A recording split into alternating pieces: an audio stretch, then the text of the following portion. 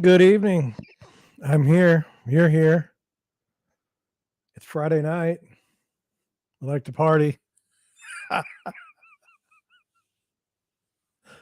Oh, man. Oh, I mean, is it possible that this could be one of the most relaxing things in my day? Yes.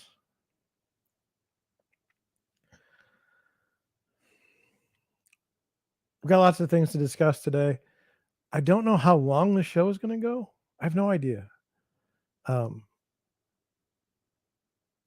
I don't know if we'll get through everything. There's things I wanted to kind of touch on, but I don't know that they'll take a lot of time. I don't know. So, let's get into what those things might be. We're going to talk about two real estate articles, which is not like the normal three.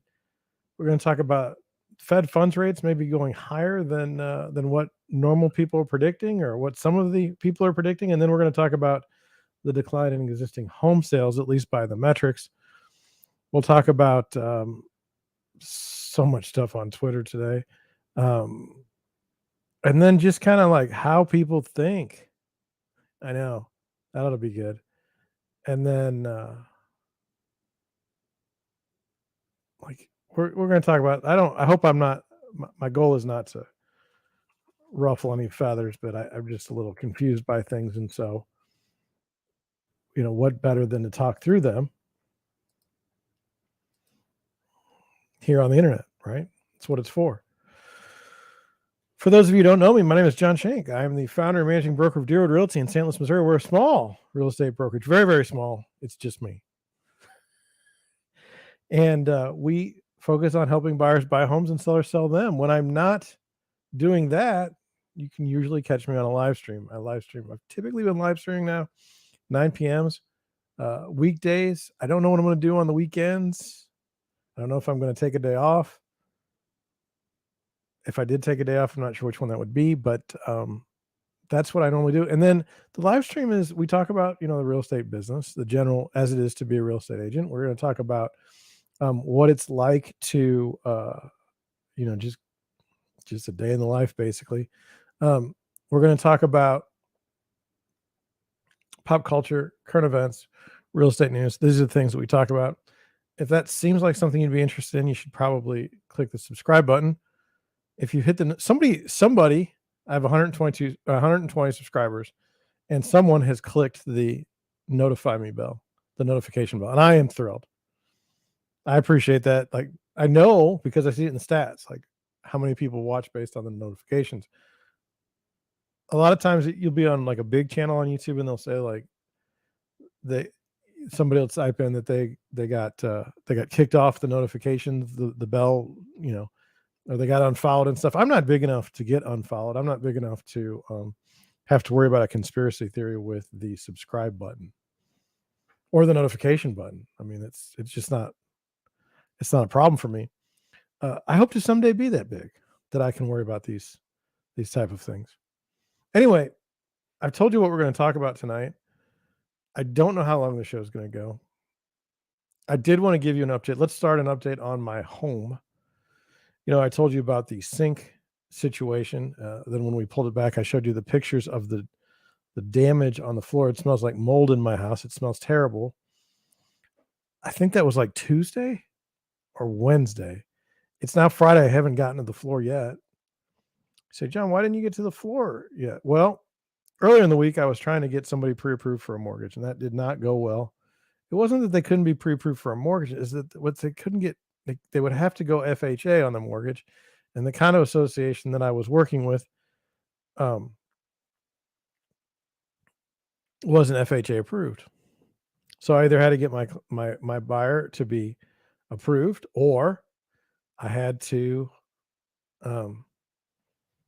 get the condo approved. We tried both, didn't have success on either. Frustrating. Then I had a listing go active, so that was, I want to put things in the scale for you. Okay, I'm kind of changing my topic mid run, but look, there's only so much an agent can do when they're by themselves as far as listings and things like that. There's only so much we can do. And so whenever I have to do a listing, I have to do every single part of it. the marketing, you know, the data, everything has to be done. And you may say, well, there's nothing to do. You just put stuff in a computer and you're fine. I go and take that's true. You can do the very minimum for your listings, or you could do what I do, which is spend all kinds of time trying to make the best listing possible. I do that in the best markets, and I do it in the worst markets. Why? Because I believe that my clients deserve it. They have paid a fee for me to sell their property, and I need to go and spend some of the money that I'm earning on that commission for the marketing of that property. That is not money to be spent for my own personal marketing of my business. That will blow your mind. That very concept, as far as successful real estate agents, I suspect I am quite in the minority on that one. But no, it takes time to put in a listing. It takes time to give a darn and do it right. Um, I'm pretty happy with the way my listing turned out.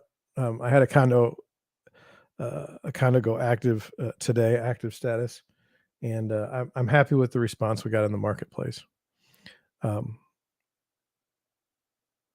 but all day long, talking to agents, talking to my my sellers, just the whole day. Anyway, it's over. So I haven't gotten to the flooring. I need to get to the flooring. My wife and I have come up with a plan to attack the flooring. Originally, I was just going to take out the portion where I needed to dig into the ground to get to the sewer, which was through the concrete and through the insulated flooring and through the underlayment and the actual flooring itself. Now, it's, I mean, because of what we found, we've got to take up all the flooring. And so when we do that, we're going to, we at first we were just going to move stuff around the room and work around it. Now it looks like we're just going to have to take everything out of the room. I am not excited about it. I'm quite sad about it. My wife says, I need to order a dumpster. I also need to stay awake. Um, we can do both.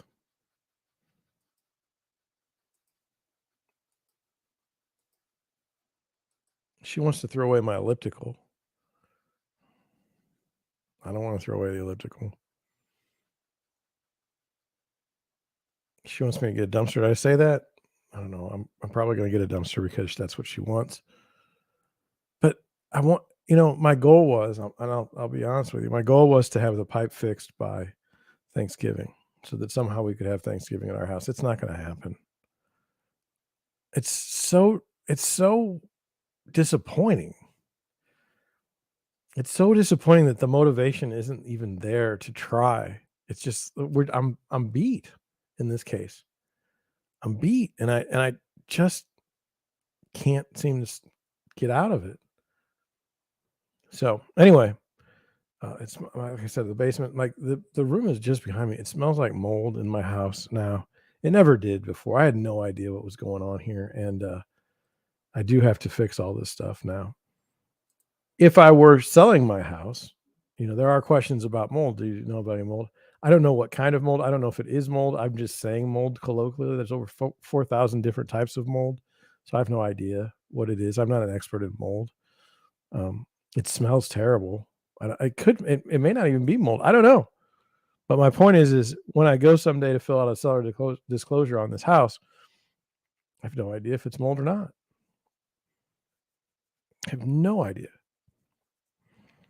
Did you fix the sewer? Yes, fix the sewer between the kitchen and the um, main drain. Okay, so moving on. I wanted to talk about something between you and I, and it's about how we relate to people and how, like, I would just say how we relate to people. And let me just run through a scenario for you. I don't want to tip anybody off or anything or give anybody um, any idea of identities or anything like that. So let me just start by saying there are people out there that believe in like certainty. And not only do they believe in certainty, but they may also have a personality where they believe that everything can be known. Okay, they believe that, and I guess that personality works out for them. Okay, but when you're trying to buy a house, or when you're trying to sell a house, or when you're involved in a difficult negotiation, and your emotions are running wild, that that mindset doesn't work,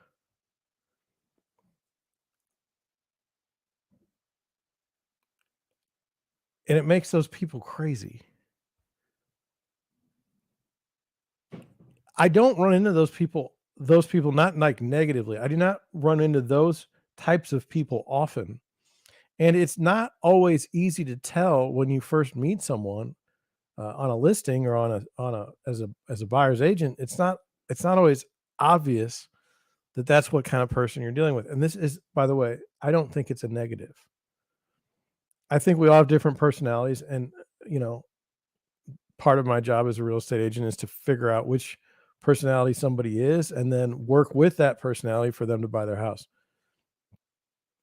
Because during the housing process, at least my belief is that it can be very, very, very stressful, especially to people that don't do it all the time. And I'm there to kind of help them through something that's very, very stressful.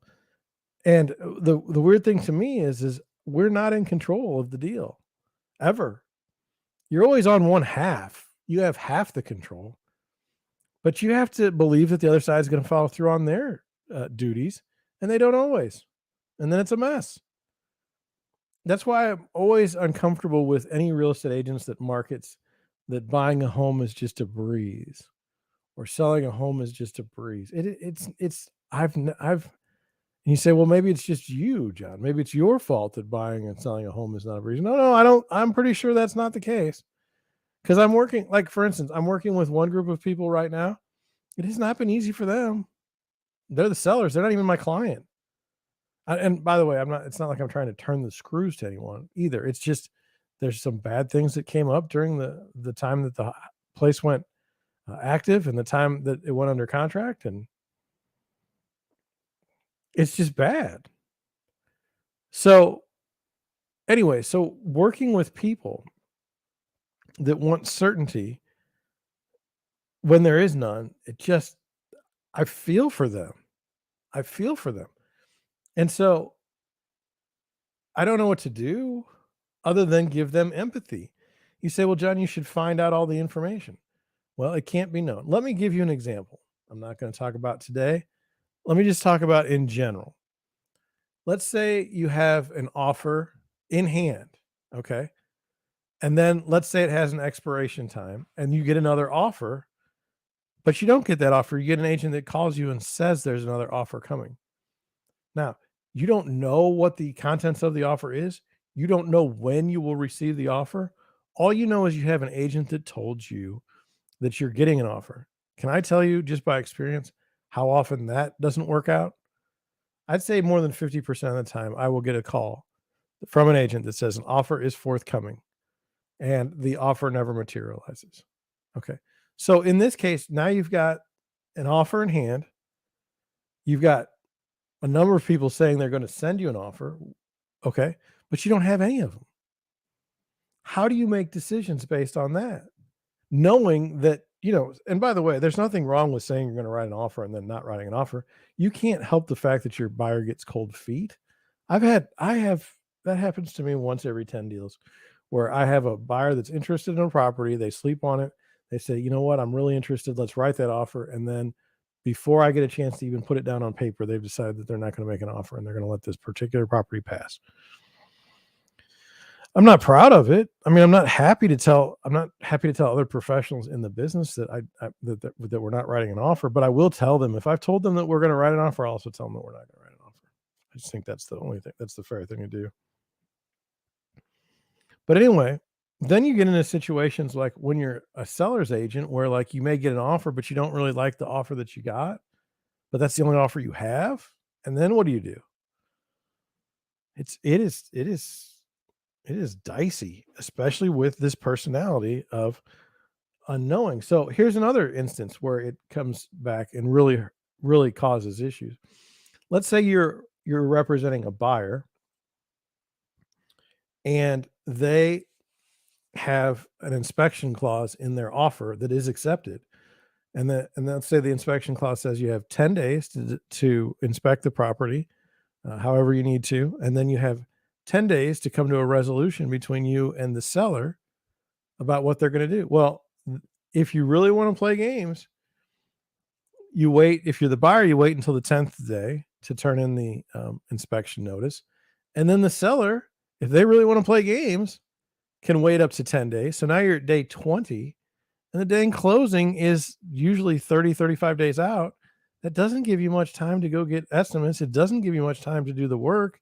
If you have to schedule any sort of, municipal inspection or anything else, you are in a bad spot. And let me tell you, those people that have the personality that want to have things known and be certain, I mean, day 8 or 9 of the inspection notice kills them. So, what am I saying? Well, you know, I get it. I get it. The other thing is, I'm sure my personality doesn't help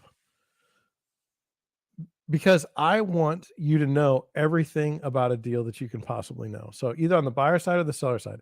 If an agent called me and asked me a question, I'm immediately going to you and I'm going to ask you the answer to the question, even if I know it, because I want you to be involved in the process. Now, some people may not want to be involved in the process. That's certainly an issue.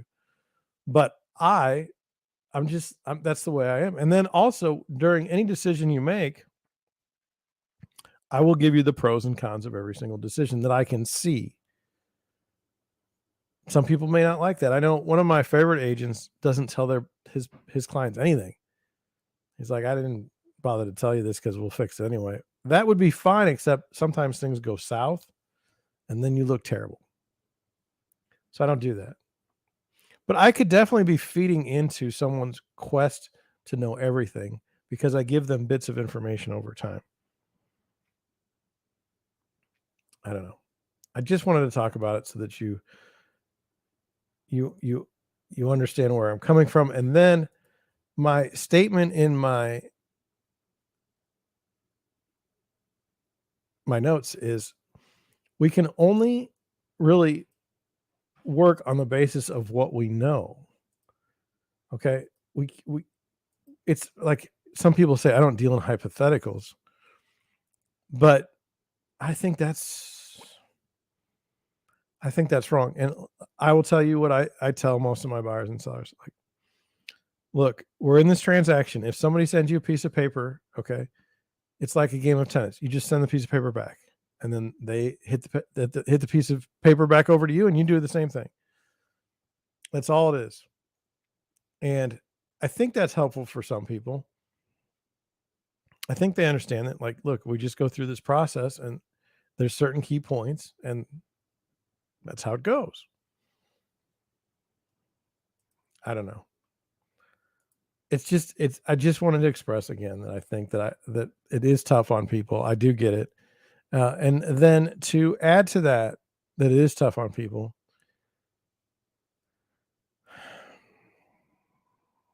I'm going to tell you something that I, I, I feel internally. Okay. But I've not ever really put it into words. And so this is going to be the first time, and I'll I'll see if it makes any sense when I watch the replay of my live stream tomorrow. By the way, thank all of you who do watch the live stream replays. I appreciate it. So, what if, like on the standard board real estate contract, what if there are parts of the contract that are designed intentionally to cause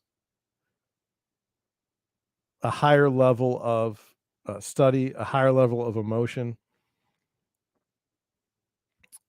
so that you can get a deal done?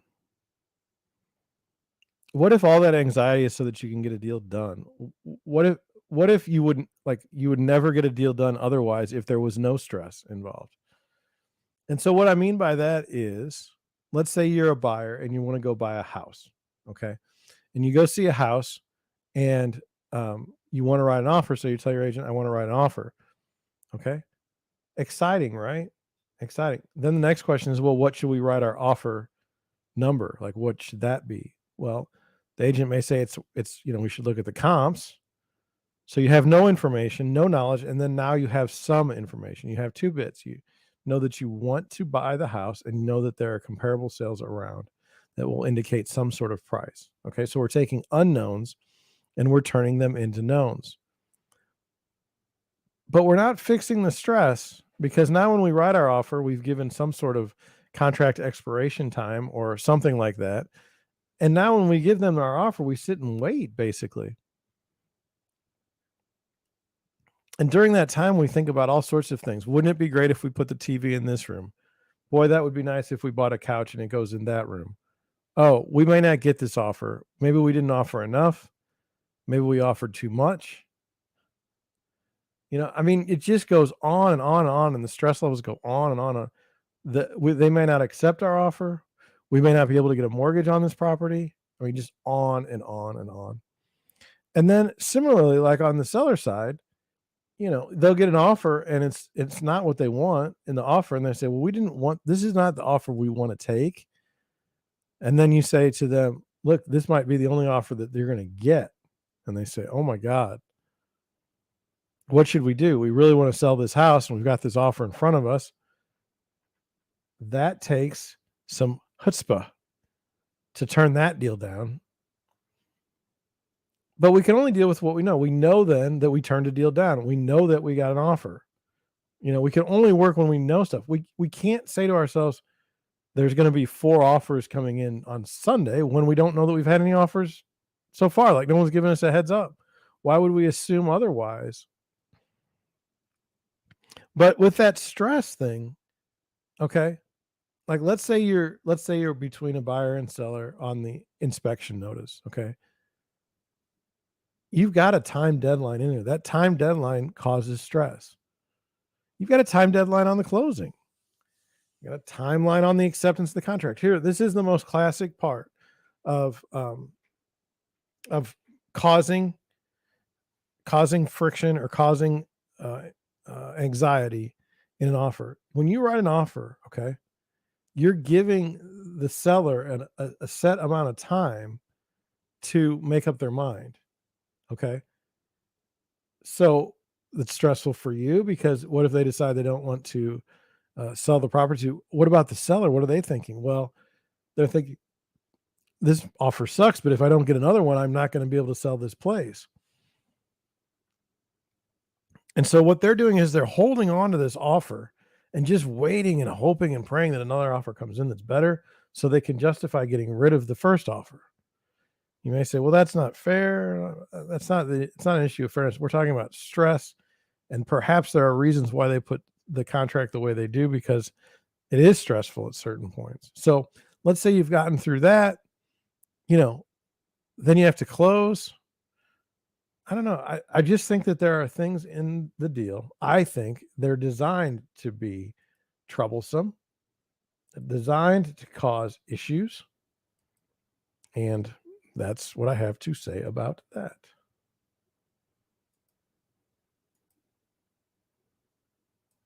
Moving on. I don't want to get into what I would say the politics of Twitter. Okay. It's become a political football. I don't know that I'm looking at it in fairness, but I wanted to talk to you tonight about what I'm seeing. And then you tell me maybe why I'm wrong or what's what. Okay. Yesterday, I believe, last night, late, I saw reports from quote unquote legacy media, quote unquote trusted media, um, stories leaking in that space, both on Twitter and just in traditional media, that Twitter was going to go dark because there were no longer any people there to write software or to keep the software maintained. There was actual real concern that Twitter was going to go dark because there were no people there to run it. This is on the heels of the Poland missile strike by Russia that wasn't.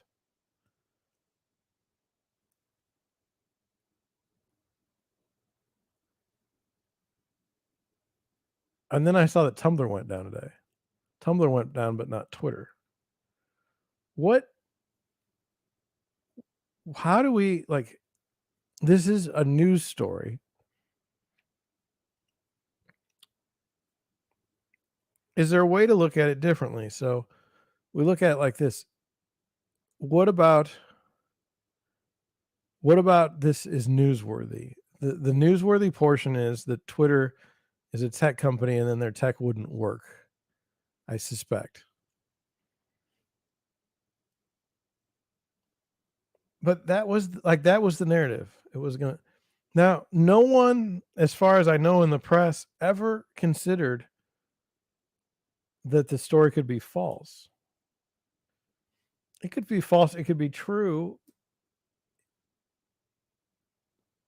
but it would only be true if it happened. So I think that the right article would have been, there is speculation that Twitter is going to um, the article should say there is speculation that Twitter is going to go dark. And then the next article should be the next day, Twitter did not go dark. Here's why. Here's what we were learning to give you the report that Twitter was going down. But they didn't do that. And so I don't understand why do we talk about things with such certainty that aren't true? You say, well, it's relative truth. Like relatively it could be true. I don't know. Like I don't think our news should be doing things like that. I think our news should report the news. And let me just go over to one of my I follow some people on Twitter, you know that. Let me just go show you what they put on there. It says, I just want to say if Twitter shuts down this weekend and I'm not able to tell you this on Monday, it's been a privilege to be able to fight with you all. Okay. I mean, like it's built in. Like this was a legitimate story. And yet Twitter still works just fine. What is that about? Why did you tell me that I was going to lose my Twitter and then I'm not? How many other stories do you get wrong? And like, I'm starting to wonder, is there a bigger incentive to get a story wrong than there is to get it right, which is why so many people get stories wrong? And and as I have this platform of 120 people now, I've often said, look, I could misspeak. I can change my mind on things. I'm not glued to any particular positions. But because because it's in a publication, it must be true. Like that gives it the legitimacy or the cover that I don't have if I say it. Like if I say something about like the sun is going to go dark in like next year. Okay, one, it seems outlandish. Two, it's not coming from I'm not a let I mean I'm not somebody I'm not an astronomer.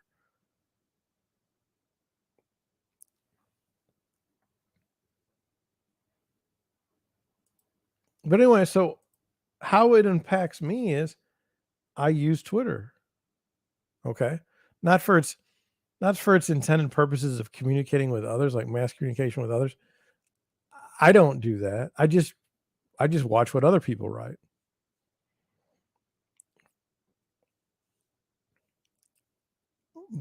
But like our brains, I feel like our brains can only take in so much information. And why am I spending any time taking in information that something might happen? And you say, "Well, John, if you prepare for something, you're better off." How so? Well, this week early, I believe there was going to be a snowstorm in St. Louis. Okay. They said there was going to be a snowstorm. That's why we thought there was going to be one. And I think we did get some snow, but it didn't stick or something. But we could have prepared for that by, well, John, how could you prepare? Well, we could put salt on the roads. Okay. We can tell people that if you're old, stay in the house, don't go outside. We could tell drivers that, hey, be extra on the lookout today because snow and ice could cause slippery conditions when driving. I mean, we have a piece of information. Okay, there could be snow, and then we have an action plan on what to do when that happens. There's no action plan for someone writing that Twitter could go down this weekend. Like, what are you going to do?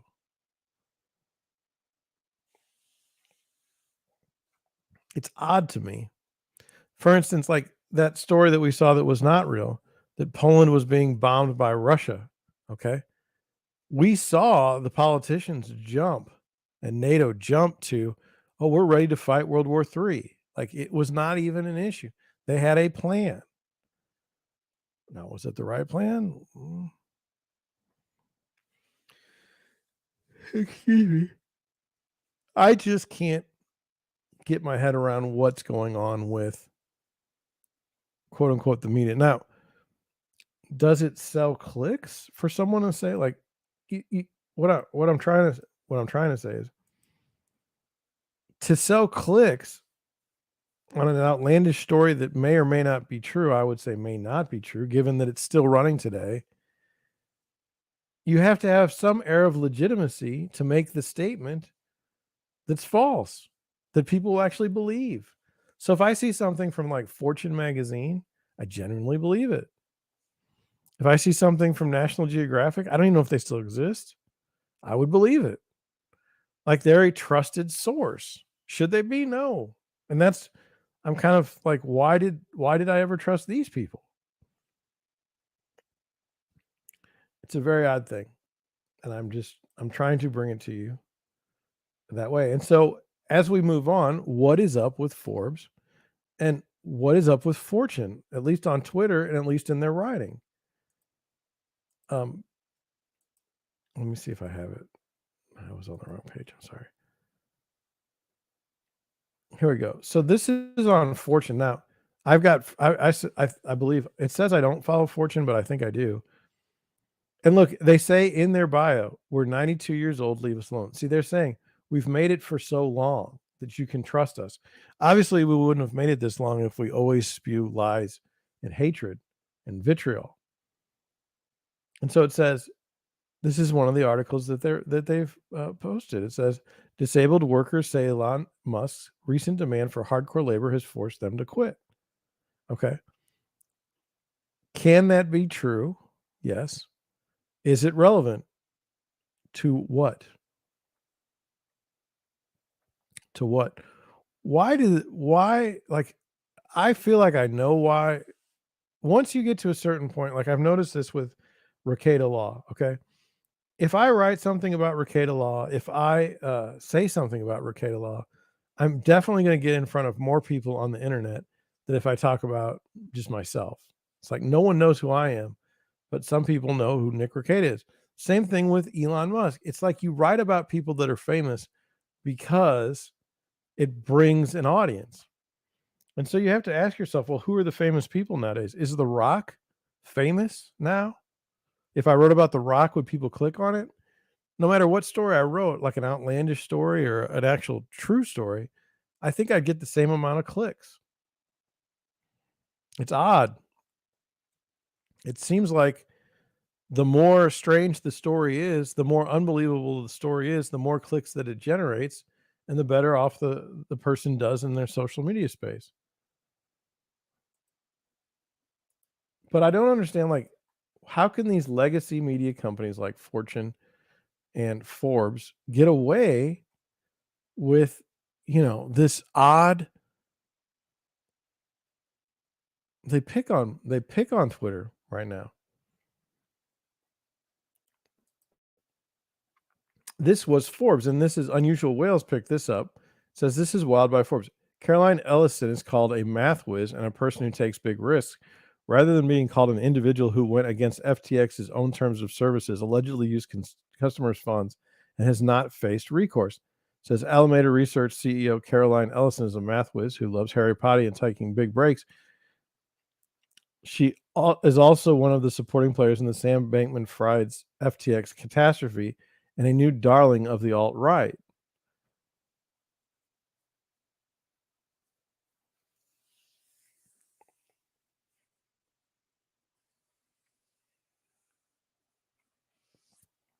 I'm just trying to understand this, like what they're so to me, this is my take, and I'm supposed to, have them. Okay, there's this whole I don't, and by the way, I don't know where I got this, so if it's wrong, feel free to correct me. We have this thing in our hard wiring that we either humanize people or we create caricatures of them that makes them not people. What would be an example of that? Well, Bernie Madoff ran a Ponzi scheme and is in jail. Okay. Not a good situation, right? Not a good situation. This woman pretty much ran a Ponzi scheme and should be in jail, and she's not. And not only is she not in jail, now understand there is due process, okay? There is due process, don't get me wrong. But not only is she not in jail, but she is having glowing articles written about her in Forbes magazine. How can that be? How can that be? Like, what is this about? Why? Why are we humanizing someone who's done something so evil? There's two reasons I think. One, it was a money crime that's very, very hard to explain to the general public. Okay. If you say Ponzi scheme, everyone understands what a Ponzi scheme is. If you say like a derivatives fraud, now people are like, I don't know exactly. I don't know exactly what that is. Okay. That's number one. And then we're humanizing her. I don't know why. I don't know why. Why are we just giving this person a pass? Now, I don't understand.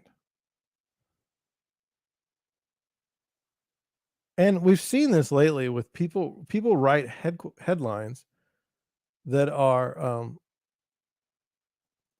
it's not that they're made to make they are 100% constructed to make you think a negative thought before you even read an article. It's very, very odd. Um,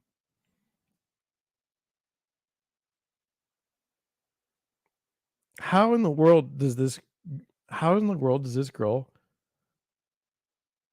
get away with this? And I say girl, I mean woman, what is this about? Why is Madoff in jail and these people they say because he had a trial? I just think it's because it's a very hard thing to prove and a very like the general public isn't going to know what's going on here. I don't know. I'm very why are we humanizing this person, but Madoff is a terrible person? If we humanize Madoff, does he automatically not is he not a horrible person anymore?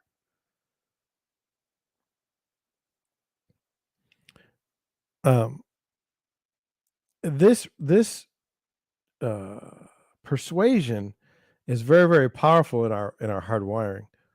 Um, when Hillary Clinton used the word deplorables, okay, she was dehumanizing Trump's base. Okay, that's going to cause a reaction.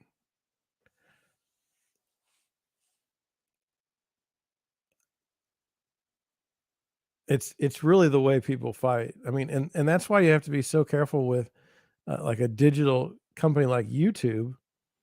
When YouTube bans somebody from their platform, what they're saying is you're not behaving well enough to be on our platform, and so you are forever banned.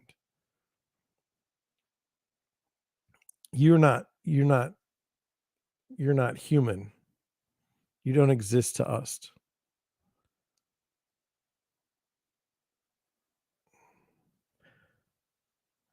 I think this would be maybe I don't know that would be an excerpt. It's just basic like propaganda. And this has been going on with like Fortune and Forbes for a while now. And I wanted to go into an argument that Fox News made a long time ago. They said that like our 5 o'clock or our 6 o'clock news is straight down the middle. And then after that is opinion. So at the time, like Hannity is opinion, not news.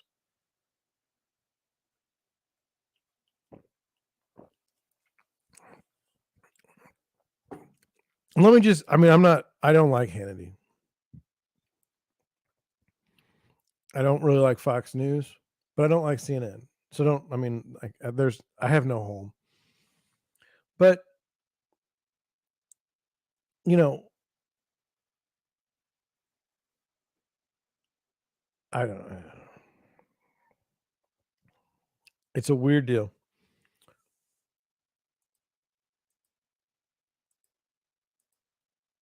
I mean, let's take it a step further. In a criminal trial, if you can like say someone's a murderer, okay, I mean like by being labeled a murderer, I'm meaning you murdered people, okay, you killed them, okay, like this is what you did, okay. I mean, I'm sure that a defense attorney would try to humanize this person that actually took the lives of others.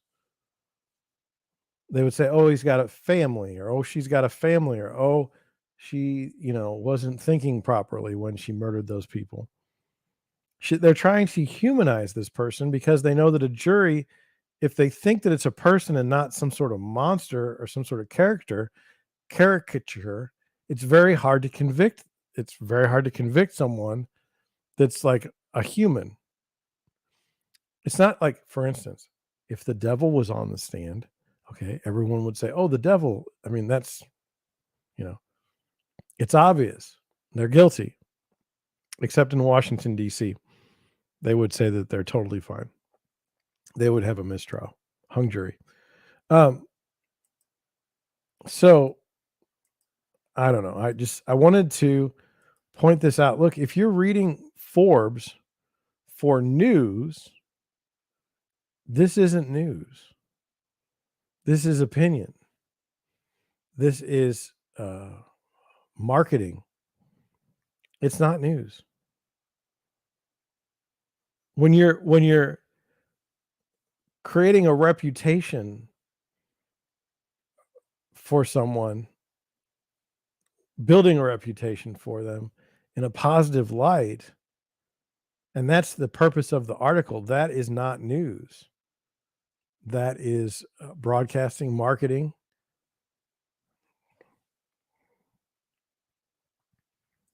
Okay, I just wanted you to see that. Moving on. Deerwood Realty, let's see what the mortgage rates are doing. Do you know what the mortgage rates are doing? I'm just checking to make sure that you're on the screen. Let's go here. It says mortgage rates dropped 2 basis points down to 6.63%. That's nice. I'll take it. Now we'll go through some tweets. First tweets from the housing bubble disrespecter. The landlords are beginning to cannibalize themselves. This is the face of a dickhead. I'm going to put it, I don't know if I'm allowed to say it or not, who direct mails all your tenants and then offers them 2 months free rent if they move. Rich kids like to blank around. Starts with an F, ends with a K. Calling out someone marketing to your own tenants. Kind of fascinating. We're going to get back to the rents discussion a little bit later. Darth Powell comes in next. Call me crazy, but it's really starting to feel like both the Republican and Democrats are committing the same atrocities on citizens, only be different avenues. I think that's true. I think that's true. I think you saw with the elections at the midterms that it's like the uniparty. You got no change in anything up there as far as getting something done. Nothing's going to get done.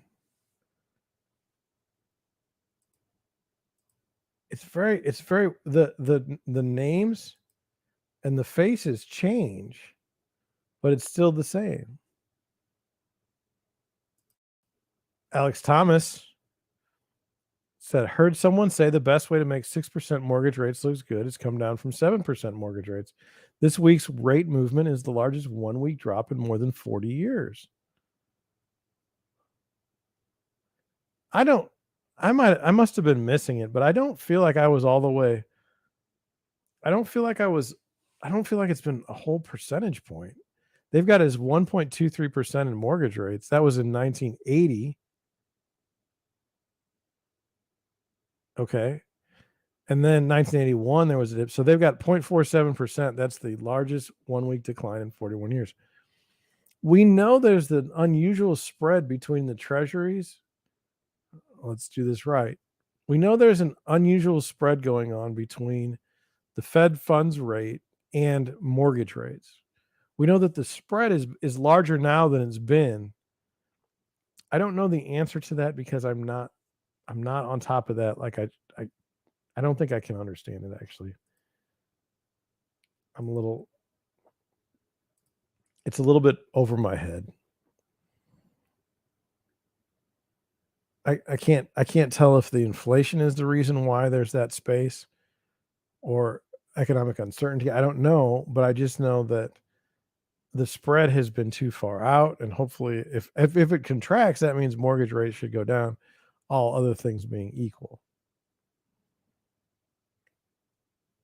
But I do agree with this, and like Kira Mason, who's a realtor out of I believe Philadelphia, she was ridiculed for saying when the rates went down like 2 weeks ago a little bit. She was like, "Don't be surprised if you see a blip in the home sales statistics for this week.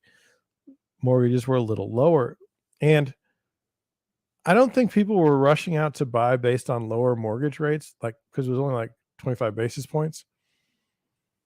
I think her point was, you know, some people's homes that they really, really wanted and a little bit out of their price range now would be in their price range based on that uh, lower rate, lower fixed rate. And I don't think there's anything wrong with saying that.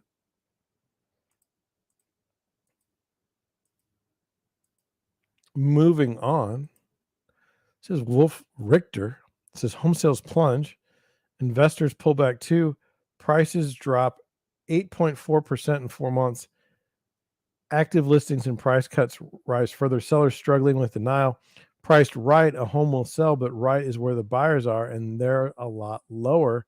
Here's your statistics. You say, what is this? This is the corona. It's true. Like for 2 weeks, I did not go and help people buy houses or sell houses. I stayed home. So I was instructed to do by the government. What do we make of this? My belief is that if you have a home that is a nice home, that looks good, is marketed well, it will sell for a good price. There's still good buyers that way, but that's been true in every market all the time. My my belief is that if you try to sell a home and come to the market too high or too expensive, you're probably going to be punished in the marketplace, as you would have been when the market was normal. And I wanted to I wanted to try and explain something. Again, I don't know how it's going to go. To me, it's really the margins that change in the business. So, like, let's say there's a house in a neighborhood and it's $300,000. Okay, and like during price increases in the marketplace, say the house goes up to like 350,000. Okay, to buy it, if it were to go for sale, but it never does go for sale, and so you never know the 350. You never know if that's the right number. It would it's not knowable. It's only knowable if somebody buys the house, and it's at to me it's at the margins. Like there's some really really expensive homes and there's some really really bad homes that that are lower in price in places, but it's very hard for me to like say that there's this blanket market where you're either positioned like in a good spot or you're in a bad spot. I don't know. I maybe I'll put it on a graph or something. What I'm trying to say. I'm going to check my chat just to see if anybody's there to try and help me out of this one.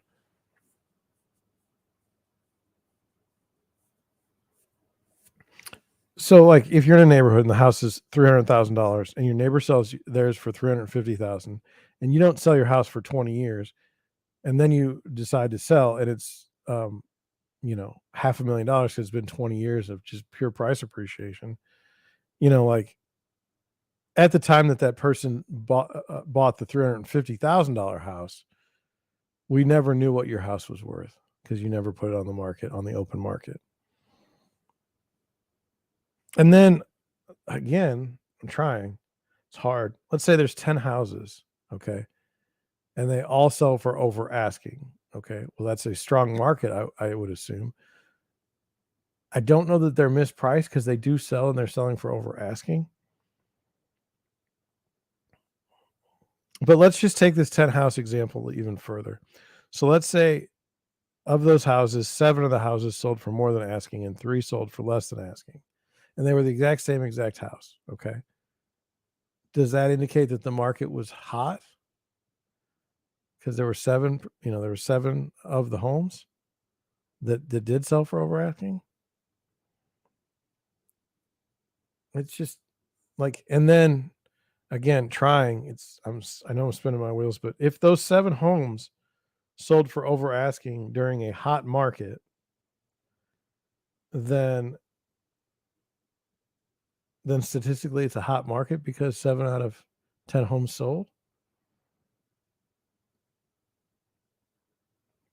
What I'm trying to say is if the houses were like 2% over asking or 5% over asking, does it make any difference?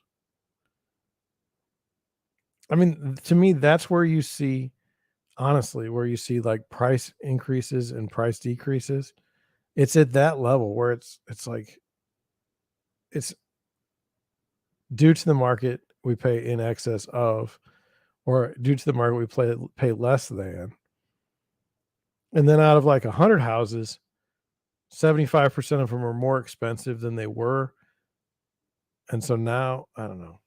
I'm rambling. Maybe I'm just tired. I'm going to stop on that subject. My point is that I'm going to try it again. My point is that the margins of a deal, like the most expensive house in the neighborhood and the cheapest house in the neighborhood, okay, in a good market, both would sell for more, and in a bad market, they would sell for less, okay. And it's the rate at which those would sell for more or less that makes the market. Not if there was a house right smack in the middle of those houses and sold exactly for asking. I don't know. I didn't do it right. If you figured out, put it in the comments or put it in the chat what I was trying to say. Because I know what I was trying to say and it didn't come out right. Darth Powell again, simple math for home sellers. 1% rate increase correlates to a negative 10% home price. So if you take 6.75% and you subtract 2.75%, you get 4%. And that equals a negative 40% lower prices from peak, or 40. Okay. So house prices should go down 4%. I'm sorry, 40%. Do you believe that? And then, like, say your mortgage is over 7, I just don't understand the 2.75%. Is that the lowest that it was? Is this over a time period? I mean, I'm not criticizing what was written. I'm just trying to understand it and clarify from my own understanding.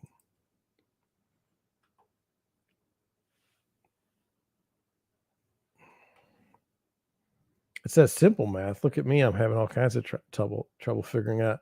So let's say that that was 7.25% minus 2.75, and you get 4.5%. So 45% lower home prices. What happens if it's like 10% in the interest rate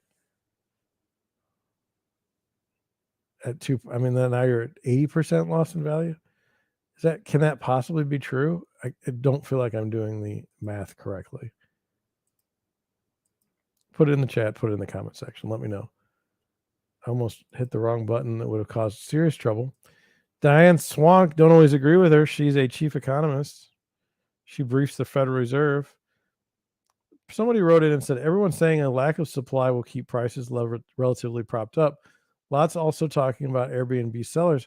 But is it more likely that they will just stop paying their mortgage and bank the profits for a couple of years before foreclosure? Not everyone. I'm not expecting prices to stay propped up. The foreclosure issue is a different can of worms. The false narrative of subprime crisis were opportunistic foreclosures. There's still a lot of equity in homes, even with the price correction, they can be sold. So what she's saying is it's not likely that they're going to walk away from their homes like they did in 2008, 2009, because there's so much equity in their homes, even after you consider the prices have gone up 25 or 30% year over year. I don't know that I believe that. Here's what I think to be true. If you're broke, you're not always making the best decisions with your money, because of like you're broke. Like I'm not saying that you're broke because of your decisions. I'm saying that when you have to make decisions when you're broke, you tend to make bad ones. Um,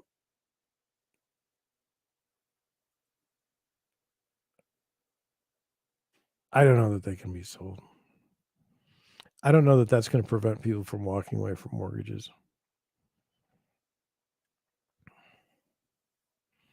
I'm just putting the information out there to you. I'm not convinced that's true. Oop, there's a new follow that I'm doing. Bobby Fejan. Get ready for a lot of 3 months free on a 15-month lease specials in March, April, and May. New apartment supply scheduled to surge nationally in 2023 and 2024. This is peaks at 3% inventory expansion rate in late 2022 or 2023, 2024. I just want to make sure. I'm going to go over to the screen and see if you can see that. So this is bad.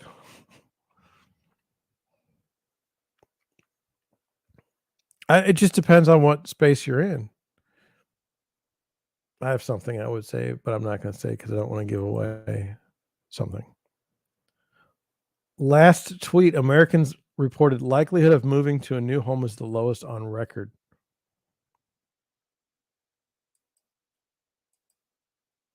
I don't think that's I don't here's watch this. I don't think that's true. I don't think that's true. Ask me why. Why, John? Well, the likelihood of moving to a new home is not likely. Okay, but sometimes we don't choose where we have to move. I always talk about life issues. Someone dies, someone's born, someone gets divorced. We can't foresee that happening in our lives. Like, I mean, you don't want to get divorced. Maybe you think you might get divorced, but until you actually do, you don't know when that will be. And when it does happen, you're not going to. You're going to have to sell the house. You're going to have to do something with your assets.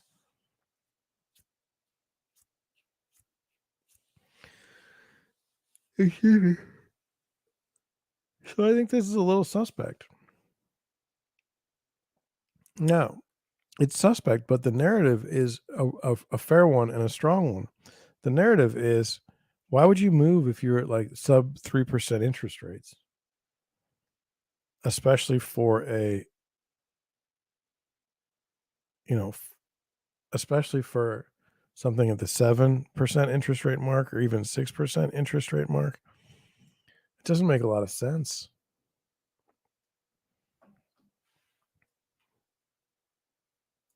Going to go over two articles. I thought this was interesting. Did Bullard undershoot? Stiefel economists say Fed's fund rate may need to go to 8 to 9%. Now, if the Fed's funds rate goes to 8 to 9%, and we're sitting right now at 6% on a mortgage, 6.5%, and I think the actual Fed funds rates in the threes now. Let me see. I can do this. We can do this. I'll try it on Brave. Wish me luck.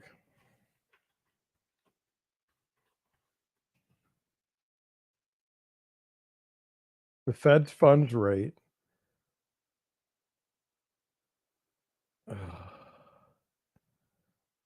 It's currently 3.75 to 4%. What did I say it was? Did I say it was 3 to 4? So if that thing went to it's 3 to 4, okay, based on what we're seeing. If that thing goes to 8 to 9%, if we're at 3 to 4% and we've got 6%, 6.5% mortgage, 8 to 9% puts you at like a 12 or 13%. Boy, that's a lot. 11 to 13% rate, given the current spread. Yikes. Yikes. I cannot work this. I cannot go anywhere on this article. It's locked. I'm going to try and refresh.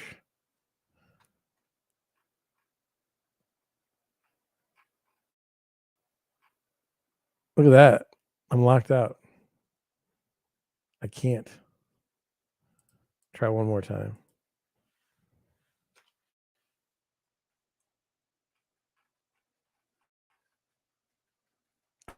I've reached my article limit. I didn't read any articles today. Anyway, can't do that. So we're not going to. The beauty of live streaming is we just make changes on the fly. This is from Yahoo Finance. Existing home sales fall for the ninth straight month in October. Now, I don't feel like that's true. Okay. And here's why I don't feel like that's true. Existing home sales fall for the ninth month in October. So that could be nationwide. It hasn't been the case in St. Louis. We haven't seen prices go down yet in the statistics. I think November will be the first month where we see it. Sales of previously owned U.S. homes fell for the ninth consecutive month in October, underscoring how elevated mortgage rates are sapping the housing market. All four major U.S. regions registered month-over-month and year-over-year declines. Now, let's be fair here. The National Association has like different regions, and like we're in the same region as Illinois and Ohio, and I don't really think we're that similar in St. Louis, Missouri. Anyway, by the way, if you take the Fed funds rate to 8 to 9%, you just kill the economy. And when people lose their jobs, then you've got another problem. So it's going to be interesting to see. You may solve the inflation problem, but you've also might have created an unemployment problem that can only be solved by stimulating the economy, which causes inflation. Anyway, overall sales were down 28.4% year over year. The figures again show that the market's abrupt slowdown that started earlier this year continues as the Federal Reserve tightens monetary policy to help reduce inflation, which is also boosting mortgage rates. The sharp increase in interest rates has impeded home purchases as more would-be buyers get pushed out of the market. I don't think that's true. And here's why I don't think that's true. If you say you were going to buy, well, I can see it in a certain way. Let's say we're going to buy a $300,000 home. Mortgage rates keep going up. You can no longer afford a $300,000 home. The best you can do is a $225,000 home. You look around in the marketplace and there's no $225,000 home you would ever consider buying. Are you priced out of the market? Well, you're priced out of the market you want to be in. More potential home buyers were squeezed out from qualifying for a mortgage in October as mortgage rates climbed higher. The impact is greater in expensive areas of the country and markets that witnessed significant home price gains in recent years. I don't know. If you're really, really wealthy, you're not looking for a mortgage. U.S. mortgage rates did slip below 7% this week, generating a bounce in mortgage applications. Look, let me take a moment. I don't believe that's true. Here's what I don't believe is true. I don't believe that someone is sitting there, okay, watching the rates like I do, okay, and they're like, the rates are at 7%. And I don't believe that they sit there and say, okay, well, rates are 7%. I'm not going to apply for a mortgage now. And then the rate goes to 6.9%. And they go, wait, it's under 7%. Let's put in a mortgage. I just don't think that's true. So U.S. mortgage rates did dip below 7 this week, generating a bounce in mortgage applications. I don't think that's true because no one's paying attention to that. I mean, John, what's the interest rate? Oh, it's around 7%. Okay. John, what's the interest rate? Oh, it's around 6%. That's the question. It's not, oh, I should apply for a mortgage. Anyway, the contract rate on a 30-year fixed rate fell from 6.61 to 7.08 the week prior, the largest weekly decline since 1981, according to Freddie Mac, after consumer and producer price growth eased in October, sending bond yields lower with mortgage rates. As a result, application volume for purchases swung higher by 4% last week compared with the previous week, according to the Mortgage Bankers seasonally adjusted index. I just don't believe that. I just don't. I mean, it's like, what different? I mean, how can that be? And by the way, on a 4%, how many applications are we talking about here? Is it statistically significant? 4%? I mean, what if it's like four new mortgages over last year, four or last week? You know, it just doesn't make any sense. Regionally, home sales in the Northeast declined 6.5% in September to an annual rate of $570,000 in October. I don't know if that's written.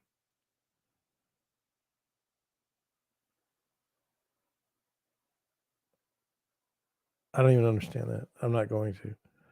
I'm going to try. I'm tired. Still, the housing market overall remains cool. Also discouraging would be sellers. If you got to sell, you got to sell. Number of homes for sale declined at the end of October was 1.22 million, down 0.8% from September and a year ago. New listings are down from a year ago, indicating the pullback from sellers to list their home. You know, you have to ask yourself, though, is it seasonally adjusted? I mean, we're literally 1 week out from Thanksgiving. I mean, Thanksgiving to Christmas is just like, eek.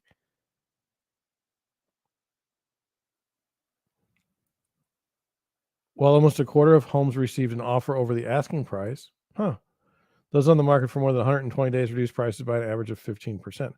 Wow, on the market 120 days. Separate data out this week showed that builders are pulling back as well. Yes. The number of permits for single family homes dropped while home builder sentiment slid every month this year. It is. They say that's a leading indicator of a recession is home builder sentiment.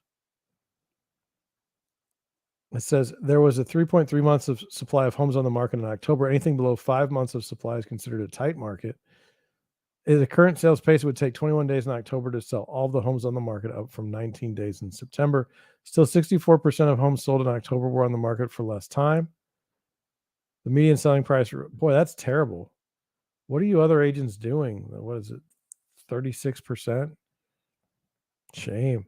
The median selling price rose 6% from the year before to 379,100, but it is down 1.15 from the month before, marking the fourth straight month-over-month decline. First-time homebuyers accounted for 28 of all transactions in October, down from 29% in September and October of 2021. Cash sales represented 26% of total sales. This is weird. Investors who typically pay cash for a home made up 16% of the market, down 17% from a year ago. That's up 15% from a month earlier. That's like number salad. I'm done with that.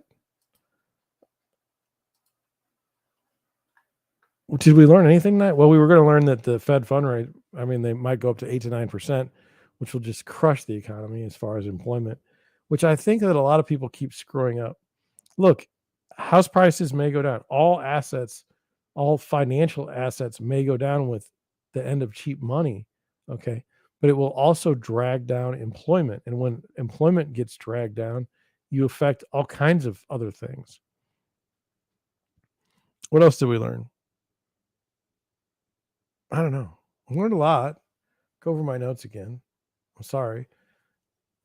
A little suspicious on the magazines Forbes and Fortune. Not exactly sure if they're news or not. Um, we work on the basis of what we know.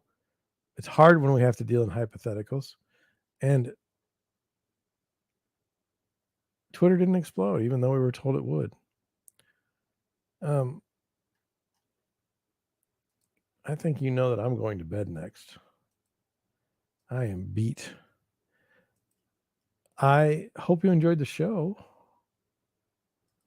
Thank you for watching. We'll do this again. I don't know if we're going to do it tomorrow or what time we're going to do it, but I got to get to that floor and you guys know it. But anyway, thank you again. I will see you soon. I will put a note on the YouTube community post when I plan to stream tomorrow. If I stream, I know I have a meeting, but I'm going to try. Anyway, again, thanks. I'll see you tomorrow. Bye.